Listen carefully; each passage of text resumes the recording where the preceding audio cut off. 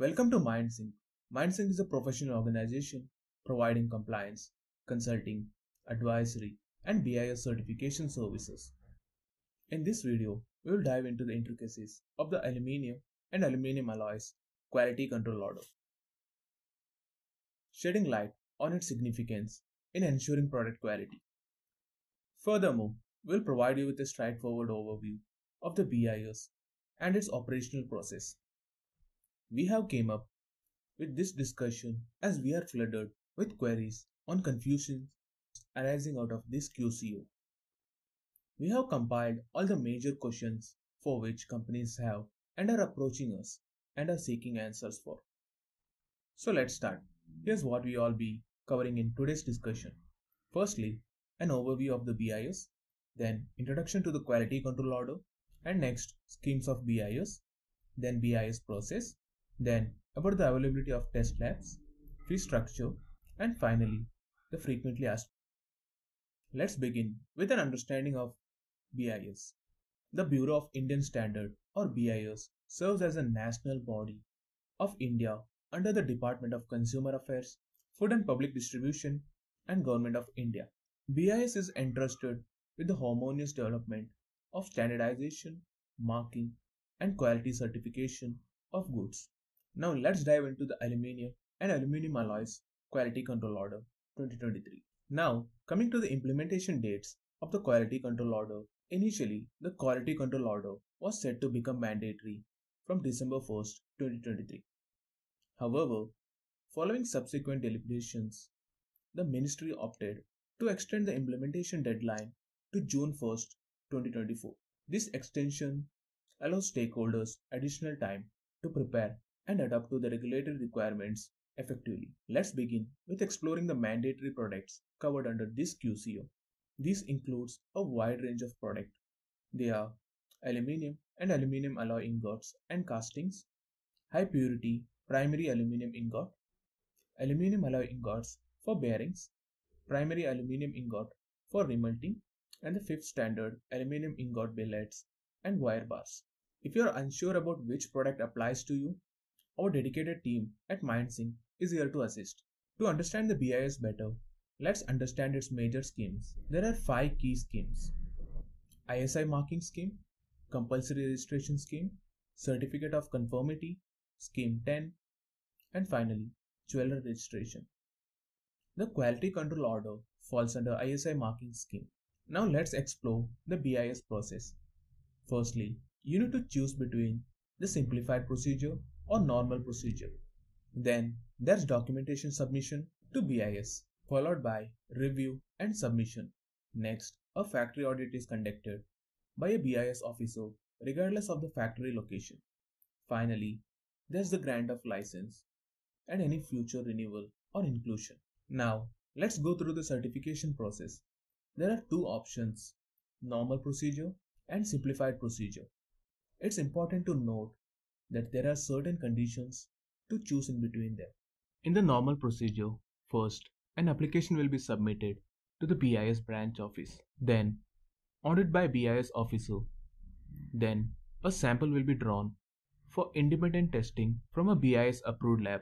Then, the testing will be conducted as per the Indian standard by BIS approved lab.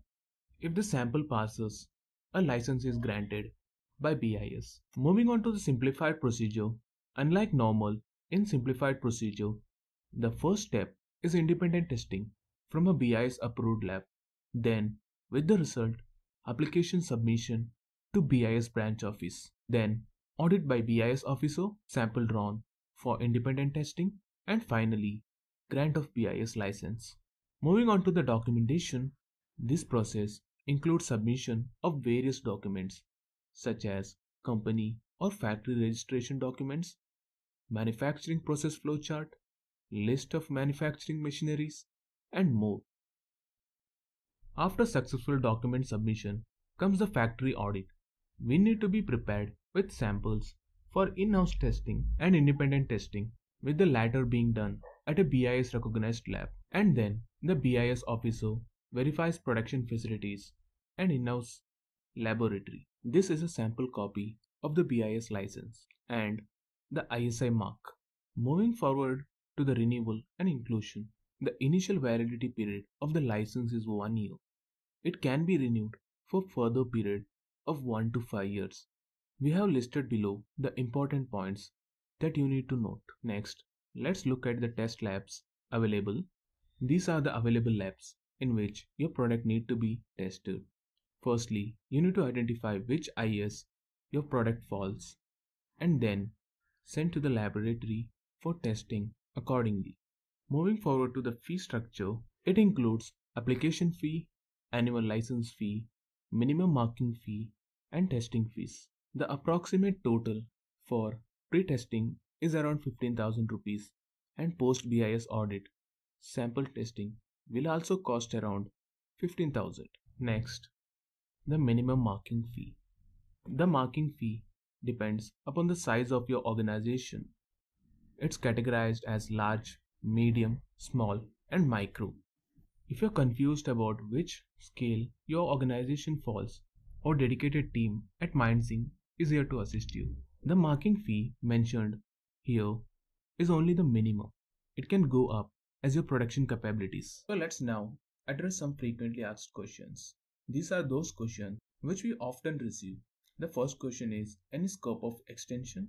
The second, under IS 617 1994, cast aluminium and its alloy ingots and castings for general engineering purposes. What is the meaning of general engineering purposes? Is it defined?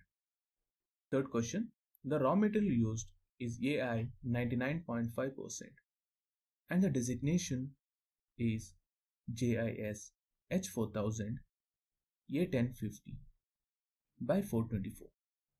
However, this designation is not found in the standard. Does it mean that we don't require BIS certification? Moving to the next question, the fourth question is, do we need BIS certification for procuring ADC12 ingots and manufacturing aluminium die casting components supplied to automobile industries? The fifth question, do foreign manufacturers need BIS certification for import aluminium cover stampings utilized as the bottom cover of control module PCB boards in cars specifically made of IS 5052 type aluminium? If so, which IS would they fall under? Moving to the sixth question, what happens to the stock in the warehouse after effective date? This is one of those questions which we often get. The seventh question, where should the IS marking be placed? Eighth question, implementation of 2023 version. Ninth question, after the grant of license, does BIS conduct surveillance on my license? Question 10, is a NOC required for importing even if the product do not fall under BIS QCO? Next question, validity of BIS test reports. Dear viewers, we are currently only addressing the questions that we are frequently asked. Question 12, can I submit one application for different products and Indian standards being manufactured at the same factory location? Question 13, does each consignment require a separate NOC? Question 14, under which category will foreign manufacturers fall? Large, medium, small, or micro? Question 15, are traders eligible to apply for BIS? Next question, is it possible for a trader to place their brand name on another manufacturer's product that has BIS certification? 17th question, what is the procedure for FMCS? Question 18, which procedure should be applied in normal or simplified? Question 19, can we clear the consignment based on acknowledgement? Let me explain this question a bit more. In case you're importing a product and you have applied for a BIS license, but the license is yet to grant. So, is it possible to clear the consignment with the acknowledgement order of applying to BIS for the license? Question 20, will the factory require BIS certification or will each product require BIS certification? Question 21, is the performance bank guarantee refundable? This applies to you if you are falling under FMCS category. Moving to the next question. Question 22, which all HS code will fall under the QCO? Question 23, if a foreign exporter from France does not manufacture but buys product from someone else in Germany, who will require certification? Question 24, whether The test report as per IEC or any other standard other than Indian standard be accepted? Question 25. Whether the sample of the product drawn during inspection can be tested in any international laboratory accreditation corporation or Asia specific laboratory accreditation corporation, approved lab or any government lab in the country of manufacture. Question 26. It's a final question. There are three factories of a company in the same city whose process are interlinked. Unit 1, receipt of raw materials, inspection, and in Unit 2, major processing and testing. And in the Unit 3, final processing, testing, packing, and dispatch. So now the question is, which all unit will require a BIS certification? We have addressed some frequently asked questions. If you have any more questions, please contact MindSync. Our dedicated team is here to assist.